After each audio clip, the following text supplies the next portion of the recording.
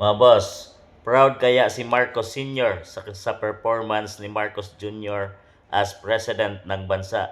Opo, kinakahiya.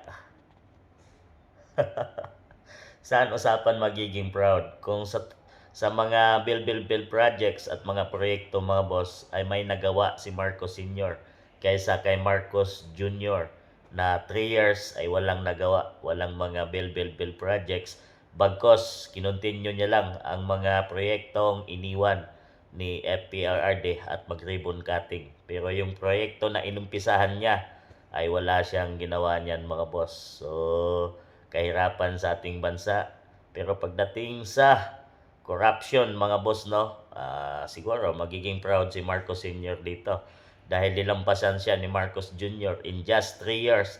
Grabe, laganap ang corruption sa bansang Pilipinas. Billions ang halaga. So siguro doon magiging proud si Marcos Sr. mga boss dahil breaking the record ang ginawa ng kanyang anak. In 20 years na nanungkulan, may corruption sa Marcos Sr. administration pero sa ganong katagal na pamumuno mga boss.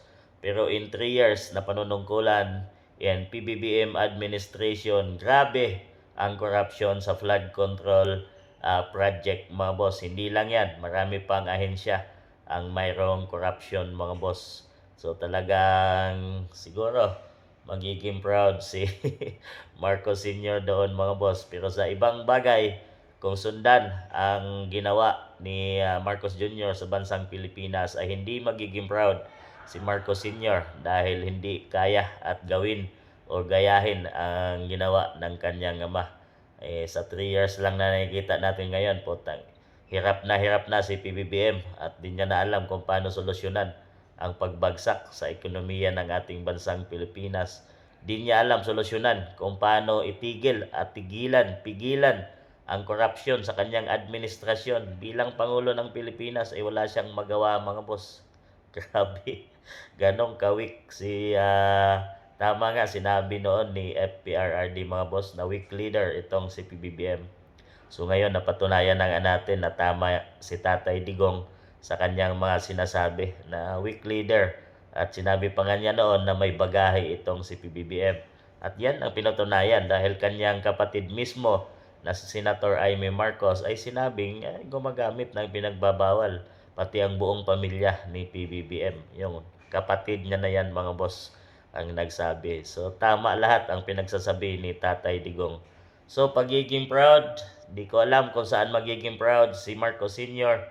Dahil walang dapat siguro ika-proud dahil wala tayong nakikitang mga proyekto na ginawa under PBBM administration, pagsadsad ng mahal na mga bilihin, pagsadsad ng marami mga boss at di na natin alam kung paano makakabangon ang bansang Pilipinas kung ganito, patuloy na magiging ganito ang administrasyon. Kayo mga boss, saan kaya part magiging proud si Marcos Sr. or ikakahiya ni Marcos Sr.